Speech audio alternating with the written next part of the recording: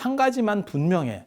낙태를 허용하지 않는 거는 한 사람의 생명을 위해서는 타당하지만 한 사람의 생명을 위해서는 굉장한 폭력이에요. 그렇기 때문에 이거는 분명히 어떤 방식으로든지 규정 지어줘야 돼. 하지만 그걸 규정하는 거는 생명을 어디까지로 볼 것이냐라고 규정하면 굉장히 복잡해져요. 안녕하세요.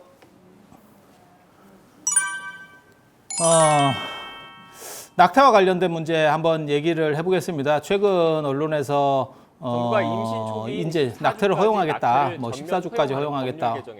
안 그러면 14주가 아니고 22주여야 된다. 뭐 이렇게 얘기들을 하는데 처벌하지 않도록 하는 기준도 사실 마련했습니다. 조금만 한두 세대만 앞으로 지나가면 낙태를 권장하던 나라였었어요. 이 나라에서. 그래서 연세가 좀 드신 분들 같은 경우는 뭐 둘만 낳아야 된다, 뭐 하나를 낳아야 된다, 뭐 어쩌고 저쩌고 해가지고 유산하는 경우들도 있었지만 그 당시에 의료시설이나 이런 게 많이 안 좋아서 자연유산도 많이 있었지만 낙태를 하신 분들도 굉장히 많아요. 그래서 절에서 이렇게 있으면 이제 수자령이라고 하는 게 물에 떠내려 보낸 자식, 그러니까 흘려보낸 자식이라는 거예요. 그러니까 제대로 낳지 못하고 예전 같으면 그거는 다 자연유산밖에 없지만 예전에는 이제 뭐 조선시대는 다 자연유산이지 그러면 인공유산이 어떻게 있을 수 있겠어요. 그렇지만 이제 현대에 들어서 정확하게 말하면 박정희 전두환 대통령 때 이때 낙태를 권장하던 시절이 있었죠. 그리고 그렇게 해서 낙태하신 분들도 되게 많았고 제 주변에도 뭐 그래서 절에 있어 보면 이제 그게 이제 끼는 거죠. 그래서 수자령을 이제 백중 때나 이런 때 보면 수자령 올리시는 분들이 있고 저도 그런 시절이 있었다는 거에 대해서 안타깝게 생각을 해요. 그리고 그때만 하더라도 뭐 피임이다라고 하는 개념도 상대적으로 적었고 그런 방식들에 대한 것도 보편화 안 돼 있을 때고 그리고 가정 형편 그다음에 나라 형편 문제였죠. 그리고 그때 지금은 이제 GDP 얘기를 하지만 그때만 하더라도 GNP라고 하는 걸 얘기를 하고 정부 차원에서 국가가 국민들이 좀 잘 살게 보이기 위해서는 집권자 특히 뭐 독재자들 같은 경우 더 심했어요. 인구수를 줄여버리면 가장 빨리 잘 사는 것처럼 보이죠. 1인당 GNP가 높아지니까 그러면 내가 이렇게 잘해서 이만큼 잘 살아요 하면서 재집권 기회가 생기고 아니면 사람은 바뀌더라도 당은 그 당에서 할 수 있는 뭐 이런 것들 때문에 계속 그걸 권장했죠. 그렇게 해서 이제 불과 지금 한 2세대 정도가 지나니까 우리나라 합계 출산율이 0.84가 되면서 이제 난리가 난 거죠. 서울은 0.67인가 뭐 이렇게 나옵니다. 그래서 몇십 년 지나면 이제 한 2세대 정도 지나면 한 민족 자체가 없어질 거다. 우리나라 민족 자체가 없어질 거다. 뭐 이런 얘기까지 나올 상황에 봉착을 했어요. 그래서 낙태를 허용하는 게 맞느냐라는 문제가 이제 또 불거진 거고. 근데 저는 개인적으로 낙태를 허용해 줘야 된다라고 계속 주장을 했었던 사람 중에 하나예요. 왜? 아니 사람이 어떻게 보면 실수할 수도 있어요. 실수할 수도 있어. 근데 그 실수를 한 것 치고는 책임이 너무 무거운 거예요. 그러니까 사람을 죽여도 예를 들어서 감옥에 가서 어느 정도 이상 살잖아요. 뭐 그게 과실치사면 몇 년이고 그 다음에 그게 뭐 계획적이고 어쩌고저쩌고 하면 더 형량이 늘어나도 아무리 오래 살아도 사람을 죽여도 15년 이상 못 살걸요. 제가 정확하게 이건 잘 모르겠어요. 하지만 그냥 제 상식으로는 15년 정도 이상은 안 삽니다. 뭐 연쇄살인마 이런 거 아닌 이상은. 네. 그런데 조금 실수해가지고 임신을 한번 했어. 이걸 낙태를 안 시켜주면 이거 평생입니다. 그리고 미혼모에 대한 차별이 없느냐? 시선적 차별이 있죠. 아무리 그게 없다라고 말을 해도 그리고 그거를 남자도 동등하게 책임을 지느냐? 그게 아니죠.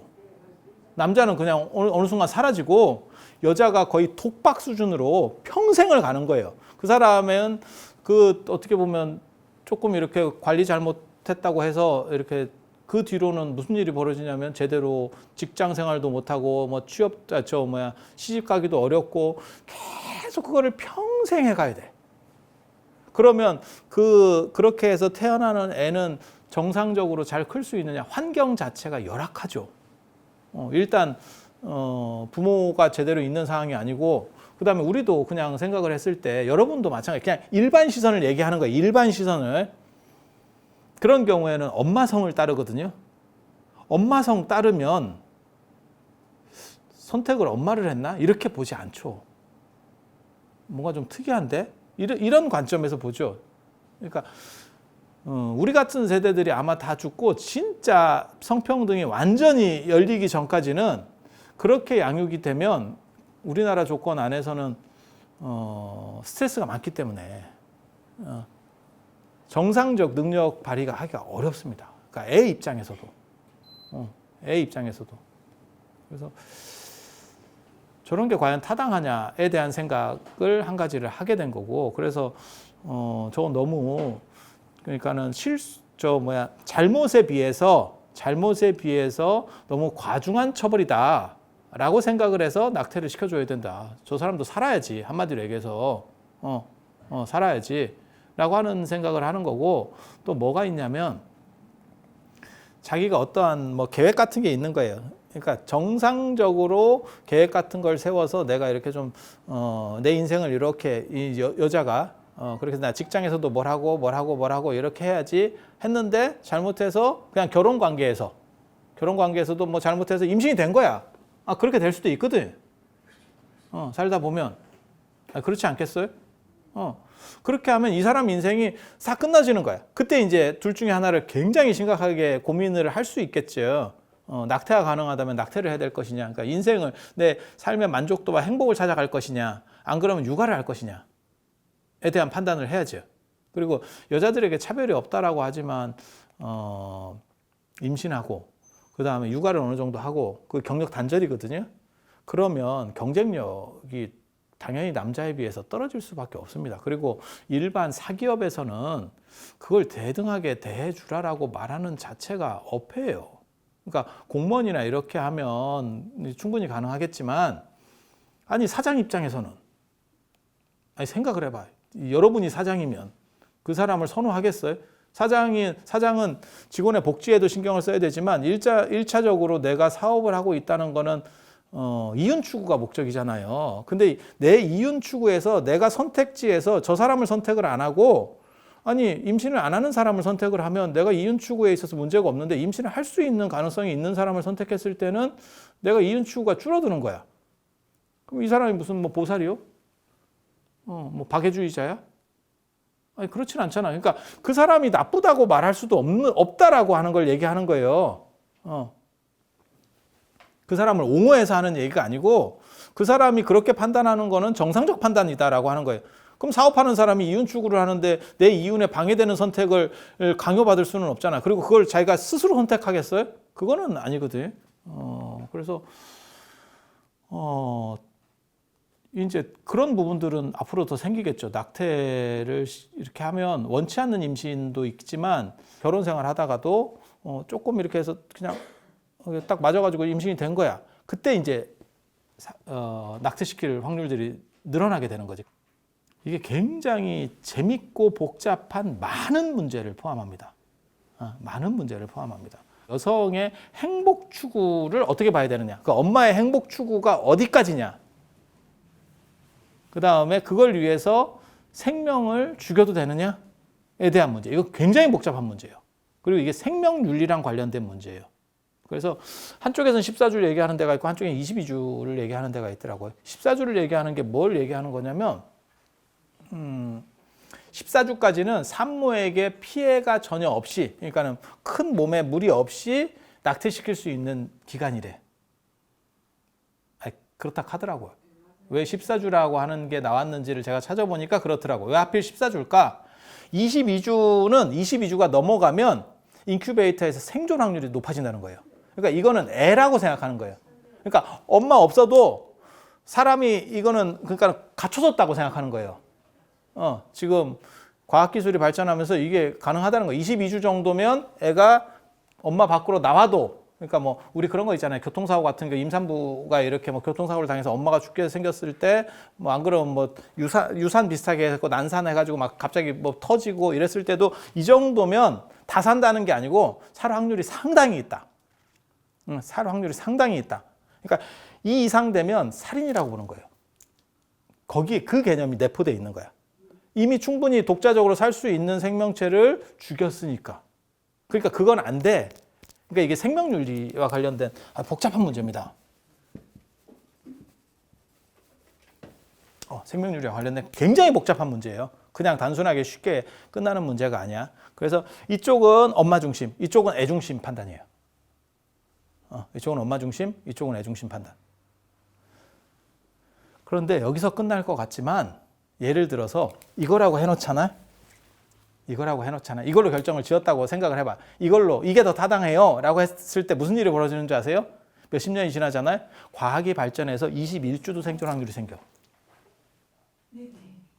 21주도 생존 확률이 생기고 20주도 생존 확률이 생겨. 그럴 경우에는 어떻게 처리할 거냐? 그럴 경우는 어떻게 처리할 거냐? 그럼 그걸 안으로 당길 거냐? 아니, 가능한 얘기예요.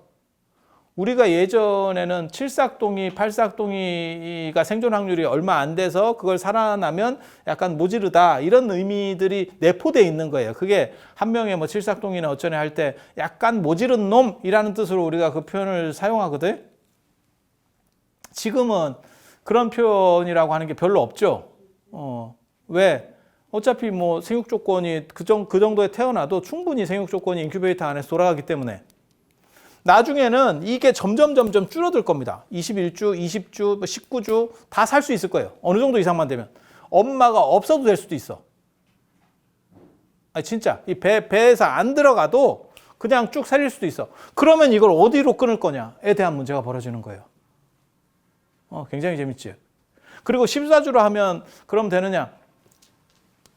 14주 1일은 이 문제가 벌어지는 거야. 그러면 14주까지는 생명이 제대로 된 생명이 아니고 14주 플러스 1일이 걸리면 생명이냐? 그러면 생명은 여기냐? 에 대한 문제가 벌어지는 거예요.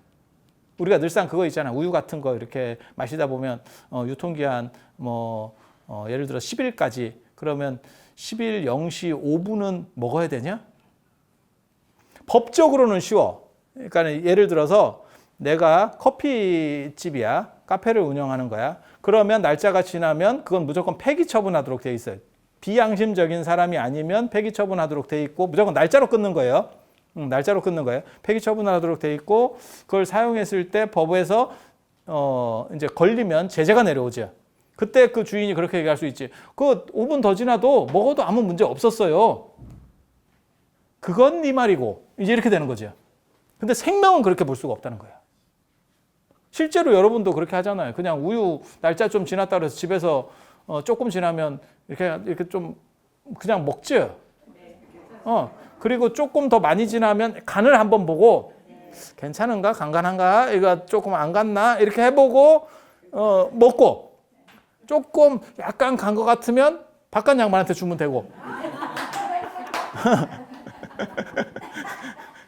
그리고 실제로 날짜 지난지 모르고 먹는 경우도 많아요. 근데 그거는 우리가 먹는 식품에 대한 문제고 그거는 내 집안에서 이루어지는 일이기 때문에 내가 판단 기준이 될 수가 있어요. 그걸 누가 아무도 타치하지 않아. 하지만 카페에서 그런 일이 벌어지면 그거는 법적 제재 안에 있는 거예요. 그건 그렇게 될 수가 없어. 그건 사회적 약속이기 때문에. 이거는 그거보다 훨씬 큰 문제입니다. 이거는 생명의 기준을 언제로 볼 거냐에 대한 문제예요.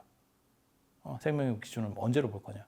그리고 여기에서 또 복잡한 문제가 있어요. 왜 우리가 낙태 금지 쪽으로 갔냐면 거기에 종교 문제가 걸린다고. 종교 문제가. 불교는 생각보다 자유로워요. 불교는 어차피 인연에 의해서 생명이 만들어진다라고 생각하기 때문에 유교하고 불교는 이게 자유로워요. 생명에 대해서. 생명에 대해서 자유로워. 그러니까 이런 얘기를 해도 될지는 모르겠지만 자살도 불교는 큰 문제가 없습니다. 불교 교리 안에서는 자살, 그 다음에 생명에 대한 것들이 그렇게까지 존엄해도 그 생명의 존엄성은 내가 선택할 수 있는 거야. 그러니까 내 거는 내가 마음대로 하는 거야. 내가 예를 들어서 100억짜리 무슨 다이아몬드가 있어. 내 거야, 내 거. 100%. 내 거야. 내가 그걸 망치로다가 패가지고 깨서 버렸어. 옆에 사람들이 뭐라고 하겠어요? 참 아깝고 돈지랄을 한다 라고 말할 수는 있지만 나는 법적인 아무 제재 조건이 없어요. 왜? 내 거야. 이 항로가 있어. 이 항로가 원래 이게 내 건데 이게 어느 순간 하니까 이게 국보로 지정됐어. 내가 이걸 망치로 깨잖아? 저는 법의 제재를 받습니다. 그거는 내 거 플러스 공공의 거예요. 이해가 되십니까? 다이아몬드는 그냥 온리 내 거야. 온리 내 거야. 그러니까 내가 깨든 뭐 바다에다가 버려뿌든 아무 문제가 없어. 돈이 많으니까 별 미친놈 다 있네. 뭐하고 똑같은 거냐면 옥상에서 내가 5만 원을 막 뭐 수십억을 뿌렸어. 아무 문제가 없어. 물론 그렇게 실제로 뿌리면 잡혀갑니다. 이유가 뭐냐면 교통에 방해를 주고 시민들에게 혼란을 줘. 그걸로 잡혀가는 거지. 내 돈을 내가 뿌렸다고 해서 그 자체는 죄를 물을 수가 없어요. 이해가 되죠? 네. 실제로 그런 일이 있었어요. 누가 예전에 뭐 이러니까 몇 억 뿌렸어. 그랬더니 차 쓰고 난리 났지. 그거 다 잡느라고. 그러면 걸리면 사회에 혼란을 준 그건 맞잖아요. 우리의 공공의 이익에 그 사람이 불편을 줬잖아요. 그러니까 미치면 혼자서 방에서 미치라는 거지. 그거는 뭐라고 안 한다는 거지. 그래서 그런 차이들이 있는 거예요. 그런 차이들이. 그래서 이게 불교는 어떻게 보는 거냐면 지금 그 다이아몬드 같이 보는 거예요. 네가 기해도 네 거야. 모든 권한이 너한테 있는 거야. 그러니까 내가 자살을 했어. 뭐 어쩌라고. 이렇게 가는 거예요. 생명에 대한 이해가 달라. 기독교나 이슬람 같은 경우는 신이 생명을 주는 거예요. 나한테 그 권한이 없어요. 나한테 그 권한이 없어. 그래서 이슬람이나 기독교는 자살하면 지옥에 가는 거예요.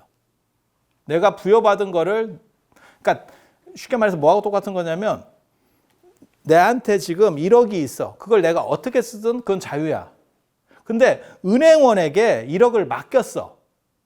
그 은행에서 이 돈을 아무렇게나 써가지고는 그래서 원금 손실을 내면 그거는 안 되는 거죠. 그럼 법조에 걸리는 거죠. 기독교나 이슬람에서는 신이 생명을 줬기 때문에 나는 그것을 그 신의 뜻을 받아서 지금 운영하고 있는 자산 운영업체인 거예요. 그래서 내가 그거를 중간에 단절시키면 무슨 일이 벌어지느냐? 지옥을 가는 거예요. 그 벌을 받는 거예요. 마치 은행원에게 돈을 맡겼더니 이 자식이 중간에서 뺐어. 고객 돈을 뺐어. 그러면 문제가 되죠. 그건 걸리면 당연히 거기에 상응하는 징벌을 받게 되겠지. 근데 내가 내 돈이야. 그러면 내가 그걸 가지고 뭐 빼든지 넣든지 누굴 주든지 꽂았다 띄든지 그런 걸 뭐라고 얘기하지? 팔자소관이죠. 쥐가 그건 알아서 할 일이잖아. 그래서 약간 달라요. 그래서 불교는 자살한다 그래서 큰 문제가 없고 사실은 기독교나 이슬람에서 자살하면 지옥 갑니다. 그리고 기독교나 이슬람의 지옥은 한 번 들어가면 못 나옵니다. 이 문제가 왜 중요하냐면 기독교나 이쪽에서 무슨 얘기를 하냐면 생명의 존엄성 얘기를 하면서 낙태 금지 쪽으로 몰고 가는 거예요. 그래서 낙태가 안 됐다고. 그러니까 생명이라고 하는 게 애의 생명이라고 하는 게 엄마의 행복보다 더 크게 작용하는 거예요. 그러면 낙태 금지가 떨어지는 겁니다. 법적인 판단이 그렇게 걸리는 거예요. 근데 지금은 어떻게 보냐면 애도 물론 생명이라고 하는 것도 중요하지만 엄마의 삶이라고 하는 부분도 중요하다. 라고 지금 판단을 해서 그 적절점을 찾고 있는 거예요. 근데 이게 무너지면 무슨 일이 벌어지냐면 복제 문제가 또 터집니다. 왜 지금 인간복제를 못하게 되느냐? 인간복제를 그 법으로 걸어놓은 거 아시죠? 예전에 황우석 사건. 황우석 사건도 벌써 오래된 얘기입니다. 그래서 생명복제 얘기인데 황우석 씨가 100% 잘못한 거예요. 거기에 대해서 옹호할 생각은 요만큼도 없고 그거는 논문을 조작한 거고 그 다음에 그 실험실에서 그 난자 적출할 때 이런 거 할 때 굉장히 비윤리적으로 했기 때문에 강압적인 그런 부분은 이건 무조건 100% 잘못했고 근데 황우석 사건이 우리에게 굉장히 한국 어떻게 보면 바이오 쪽에 안타까운 게 지금 4차 산업시대에서 제일 뜨는 게 인공지능, 바이오 이런 거거든요. 빅데이터 이런 건데 그래 요즘 뭐 바이오 뭐 주식시장에서도 다 바이오 아시잖아요. 그죠? 막 이렇게 올라가고 막 난리가 나잖아. 게다가 요즘 또 바이오가 저게 터졌잖아. 신약 지금 코로나 터지니까 뭐 완전히 막 미친 듯이 널뛰고 있지. 모르면 행복한 거고. 그런 것도 모르면 행복한 거고. 근데 이런 시장 돌아가는 거는 기본적으로 알아야 됩니다. 그 세상이 어떻게 돌아가냐에 대한 문제이기 때문에 알아야 돼요. 트럼프가 3일 만에 코로나에서 낫는 걸 보고 무슨 생각을 했냐면 약이 생각보다 백신이나 치료제가 많이 왔구나. 최고의 치료를 받으면 며칠 안 걸리는구나. 그게 이제 물론 우리까지 온 건 아니지. 이게 끝이 좀 보이는 것 같은갑다. 아니 저는 그렇게 판단했어요. 그냥 그 하나의 사건을 보고 그게 이제 점점 더 줄어들겠지. 그리고 상층에서는 줄어들고 그게 하층으로 내면서 이렇게 점점 넓어지거든요. 보편화되거든요. 그래서 그런 거 생각하시면 되죠. 그래서 바이오가 아무튼 지금은 어떻게 보면 바이오가 굉장히 핫하죠. 지금 이런 전국에서는 바이오가 굉장히 핫한데 그 바이오에서 우리가 엄청난 손실을 한번 봤죠. 그게 뭐냐면 황우석 사건 때 그거를 종교단체에서 이용을 해서 그냥 윤리 문제로 해서 끝냈으면 별 문제가 없었는데 그거를 종교에서 끌어당기면서 우리 스스로가 저걸 시켰잖아. 다시는 복제 같은 걸 안 한다 이래 버렸다고. 미친 판단이거든. 미친 판단이거든.